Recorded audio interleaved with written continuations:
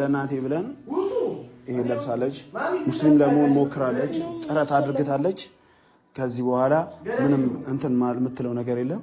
እኔ ክርስትናን ተቀብዬ አኖራታለሁ። አሰላሙ አለይኩም ወራህመቱላሂ ወበረካቱ። ቻናላችን ቤተሰቦች እንዴት ናችሁልን? ዛሬ በአዲስ ቪዲዮ መጥቻለሁ። እንግዲህ ለዛሬ ይዤላችሁ የመጣው ቪዲዮ አሚርና ቤቲ እንግዲህ በጣም እያወዛገቡን እያዛጉን ይገኛሉ። አንቺም በሃይማኖትሽ እኔም በሃይማኖቴ፣ አንዴ ሰለምኩ ትላለች፣ አንዴ ሂጃቧን ለቀቀች ተመለሰች ይባላል። ትንሽ የሚያወዛግብ ነገር አለና አሚር ጋር እሱም ቪዲዮ አንድ ላይ የምናይ ነው የሚሆነው። የራሴንም ሀሳብ አስተያየት የምሰጥበት ነው የሚሆነው። ሌሎችም ምርጥና አስተማሪ ቪዲዮዎች አሉ። ታዲያ ቪዲዮ እንደተለመደው ሁላችሁም ላይክ በማድረግ እንድጀምሩ ጋብዛለሁ። ይህ ቪዲዮ እንዲደረስ ደግሞ ሼር አድርጉ። ለዚህ ቻናል አዲስ ከሆናችሁ ሰብስክራይብ ማድረግ አይረሳ። የደወል ምልክቷን ይጫኑ። በቀጥታ ወደ ቪዲዮ። ሰላሙ አለይኩም ወራህመቱላሂ ወበረካቱ። አህለን ወሰህለን ያራዳ ልጅ። ዛሬ ወጣቱ ማህበረሰብ አይዞኝ አብሽር ለማለት ነው የመጣሁት። ምናምን አይዞኝ ባያቷል ወጣቱ የሆነ ያለንበት ምናምን ክራውድ ሆኗል። ምናምን አየሩ ምናምን የለም ወርክ ምናምን አልሆንም ብሏል። መለዋል እያዝ ብሏል። በዚህ በኩል ማዘሯ ደግሞ እያረጀች ነው። የሆነ ነገር ሳታረግላት ምናምን የሆነ ደግሞ አብሮ አደግ ጀለስ ደግሞ ኳሽኳቱ ክሰን ምናምን እየርበክ ለማውሽር ብትነሲድ ምናምን ደግሞ ይሰማል ምናምን ትሸጠራል። አንተ እንኳን የማዘሯን ላይፍ ለመቀየር ራስህ ከሱስ መውጣት አቅቷል ምናምን። አይዞኝ ወንድሜ አይዞኝ፣ ሁሉ ነገር ያልፋል ምናምን እና ግን የሆነ መፍትሄው እጃችን ላይ ቢሆንስ ያለው አንዳንዴ ዝም ብለን እንማስናለን የሆኑ ነገራቶችን ፍለጋ። ጀሊሉ በስንዝር ቅረቡኝ በክንድ ቀርባችኋለሁ ይላል። መፍትሄው ጀሊሉ ጋር ቢሆንስ ምናምን አልሞከርነው፣ ሞክረን አላየነው። የሆነ እኮ ባንዴ ገብታ ምናምን ላይገጭ ይችላል። ፍራንኩ ጽናት ይፈልጋል። ትቤው ላይ በቃ ዝም ብለህ ሰጥተህ መቅረት አለብህ ረጅም ምናምን። ጀሊሉ ጋር ያለን ግንኙነት ደግሞ ስለተሰጠን ስላልተሰጠን ምናምን አይደለም። አንዳንዴ ያልተሰጠን እኛኑ ለመጥቀም ይሆናል። በአኺራውም ተለውጦ እንዲሆን ይችላል ምናምን። ሲጀመር ለዛ ዘበዘካ አይደለም የተፈጠርነው። ትኩሰን ቋሽቋ ምናምን ለመንዳት የሆነ ምናምን ቅንጡ የሆነ ህይወት ለመምራት አይደለም የተፈጠርነው። ጀሊሉ ወማ ኸለቅቱል ጂነ ወልኢንሰ ኢላ ሊያዕቡዱን ሲል ሰውንም ሆነ ጂኒን አልፈጠርኩም እኔን ሊገዙ እንጂ ነው። እና የመጣነው ትኩሰና ቋሽቋ ለመንዳት በተየነ ቅንጡ የሆነ ዘመናዊ ሌግዠሪ የሆነ ህይወት ለመምራት አይደለም። ፍሪኩ አንዳንዴ ህይወትን በሌላኛ አቅጣጫው ምናምን ለመረዳት እንሞክር። የሆነ የበረሃ ሲሳይ የሆንን ነው ምናምን ዱንያን ፍለጋ ነው። አንፈልግ አይደለም እኮ ሰበብ ማድረስ ግድ ነው። እንወርክ ምናምን ባለው አየር ምናምን እንንቀሳቀስ። ግን የለም አይምሮአችን ዲሞ የሆነ ነው መሰለኝ ምናምን ሩጫችን እንዳለ ለዱንያ ሆኗል። ሀብታም እስከመሆን ምናምን ጨላ ይዞ እስከመገኘት ሆኗል። ግን ከዛ ባሻገር ደግሞ የሆነ ህይወት አለ የተፈጠርንበት እዚህ ዱንያ ላይ የመጣንበት ህይወት እና ያራዳች። አንዳንዴ ቆም እንበልና ለምንድነው የተገኘሁት እዚህ ዓለም ላይ ለመኖሬ እዚህ ዓለም ላይ የመኖሬ ምክንያት ምንድነው ብለን ራሳችንን ጠይቅ። ይመስለኛል ህይወት እንደዛ ነው መረዳት እና የተፈጠርነው ምናምን ቅንጡ የሆነ ህይወት ለመምራት ሳይሆን ጀሊሉን ለመገዛት ነው። አላህ ይርዳናቦ። አይዞኝ ለማንኛውም ዱርዬው አላህ ይድረስላችሁ፣ ለሁላችሁ ይድረስልን። አሚን። አንቺ ጥርምላ ውሰንሽ ናባስ ያራዳ ልጅ ባንተ በራስ ቋንቋ ማለት ነውና በጣም ትክክለኛ ንግግር ነው። ምናልባት አሁን እያሳለፍነው ያለው ነገር ማለት እኛ የምንመኘው አይነት እናታችንን ለማሳረፍ ቤተሰቦቻችንን ለማስደሰት እነሱን ለመካደም ምናምን ነገር አይበቃ ይሆናል አሁን ያለንበት ሁኔታ። ነገር ግን መቼ እንደሚቀየር አናውቅም። እዛ አሁን ካለንበት ሁኔታ ላይ አላህ Subhanahu Wa Ta'ala አውጥቶ አላህ በሪዝቅ ላይ አንበሻብሸን ይችላል። ወይንም ደግሞ አላህ Subhanahu Wa Ta'ala እዚህ ያለውን ሪዝቅ ያዝ አድርጎ ለአኺራ አሸጋግሮልን ቢሆንስ እና ናባስ ያራዳ ልጅ እንደተናገረው አላህ ጋር ቢሆንስ መፍትሄው ትክክል ያለውም አላህ ጋር ነው። ምናልባት እኛ የገንዘብ ማነስ ሊሆን ይችላል፣ የአፍያ የተለያየ አይነት ሁኔታ ላይ ልንሆን እንችላለን። ወይንም ከቤተሰብ ጋር አለመግባባት ወይ ደግሞ ሱስ ይዞን ከዛ ሱስ የመውጣት በጣም መዳከር ሊኖር ይችላልና አላህ Subhanahu Wa Ta'ala ዘንድ ነው መፍትሄ ያለው። እሱ ላይ እናልቀስበት፣ አላህን እንጠይቀው። ወላሂ ከአላህ መፍትሄ በቀጥታ ነው የምናገኘው። يدبر الأمر من السماء إلى الأرض አንዳንዴ ነጋችን ያስፈራናል። ዛሬ ላይ ሆነን ነገን ስንመለከት ይጨልምብናል። እንዴት አድርጌ ነው ማልፈው? ነገ እንዴት ይስተካከላል? እንዴት ያምራል ብለን ጭንቅ ይለናል።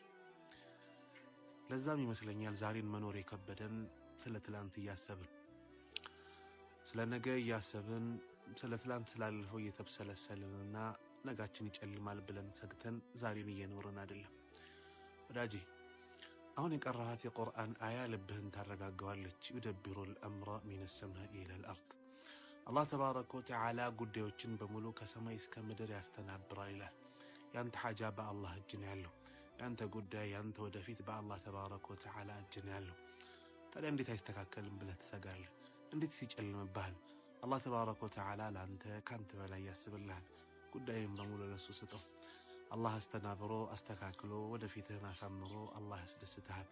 ያ ደግሞ ቅርብ ነው። ቁል ዓሳ አየኩነ ቀሪባ።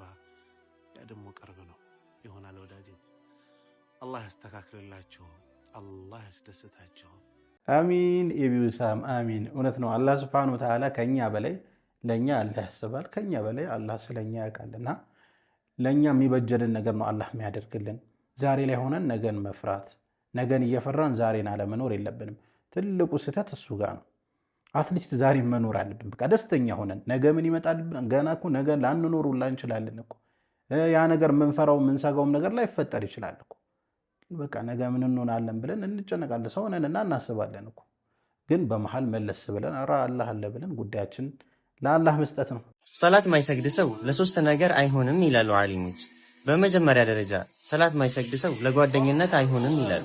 ምክንያቱም ለአላህ ያልታመነ ሰው ለእናንተ ማይታመንም። በሁለተኛ ደረጃ ደግሞ ሰላት ማይሰግድ ሰው ለአደራ አይሆንም ይላሉ። ምክንያቱም የነቢያችንን ሰለላሁ ዐለይሂ ወሰለም አደራ ያልጠበቀ የእናንተንም አደራ አይጠብቅም ይላሉ።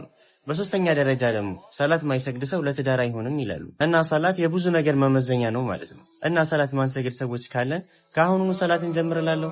ወሰላሙ አለይኩም። ወአለይኩም ሰላም ወራህመቱላሂ ወበረካቱ። እንሰራለን እንለፋለን ማለት ገንዘብ ለማግኘት ምናምን፣ ጎን ለጎን ግን ሰላቱን እንረሳዋለን ከነጭራሹ ማለት ነው። ወይንም እያሳለፍን አንዱን ሰላት እያሳለፍን ከአንዱ ጋር እየደመረ ምናምን እንደዚህ አይነት ሙድ ላይ ነው ያለነው እና ምናልባት ሰላታችን በአግባቡ አለመስገዳችን ቢሆንስ ሰክሰስ እንዳናደርግ ያደርጋል። ስለዚህ ሰላታችን በአግባቡ መስገድ አለብን። ሰላታቸውን በአግባቡ የሚሰግዱ ባሮች አላህ ያደርገን።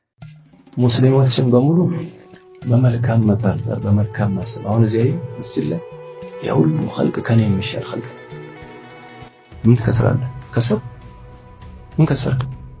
አማ ይሄ እንዲህ ነው ይሄ እንዲህ ነው ስትል ቀልብህ ይረበሻል፣ ቀልብህ ይበከላል። ባላወቀው ነገር በገይሩ ነገር ተናገርክ ማለት ነው። በምን ወቀው ማን ከማን እንደሚሻል የሚታወቀው አሉ ሁስነል ኺታም ሰዓት ነው አሉ። ይሄ ደግሞ ገይብ ነው አሉ። ኸምር ቤት ያለውን አምጥተው አላህን መስጂድ ስጁድ ላይ ይገለዋል። አንዱ ከመስጂድ አውጥተው ኸምር ቤት ይገለዋል። አይኮን አላህ ሰላም ስንቱ ስጁድ ላይ ሞተ አለ። ሐያቱ ላይ ዲን ያልነበረ ሐረም የሞተ ሰው አለ። በቂ የተቀበረ ሰው ሰውን በጥሩ አስበው ለሁሉ አሁን ተውዚ ያለው ከኔ ይሻላል በምን አወቀው? ስንት ስር ተሸከመ አለ ማለት ያለ አላህ ሸይኽ አዲል አላህ ይጠብቁት፣ አላህ ያቆዩት። እኔ ዳዋ የሚያደርጉበት መንገድ ለስላሴያቸው እኔ ወላሂ እንዴት ደስ እንደሚሉኝና ማሻአላ አላህ እድሜያቸውን ያቆይልን። አሁንም ወስዳችሁ እንግዲህ ወደነ አሚር ቪዲዮ ነው ፊልመኞቹ ብያቸዋለሁ። እኔ በግሌ እስቲ ቪዲዮን እንመልከትና የራሴን ሀሳብ አስተያየት እሰጥበታለሁ። ለእናቴ ብለን ይሄ ለብሳለች፣ ሙስሊም ለመሆን ሞክራለች፣ ጥረት አድርግታለች። ከዚህ በኋላ ምንም እንትን የምትለው ነገር የለም። እኔ ክርስትናን ተቀብዬ አኖራታለሁ። ቤት ተከራይተን እንኖራለን። እወዳታለሁ፣ እወዳችኋለሁ።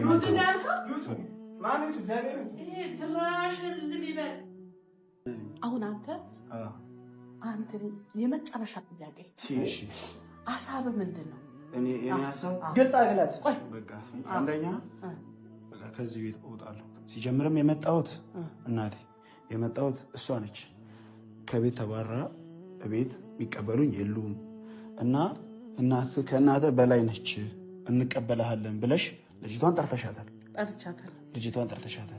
አሁን ደግሞ ስንመጣ ጠብቀሽ እኔን በዱላ እኮ አላስመታሽ ጠርቼሃለሁ እንዴ? ሚስት የልጄ ናት።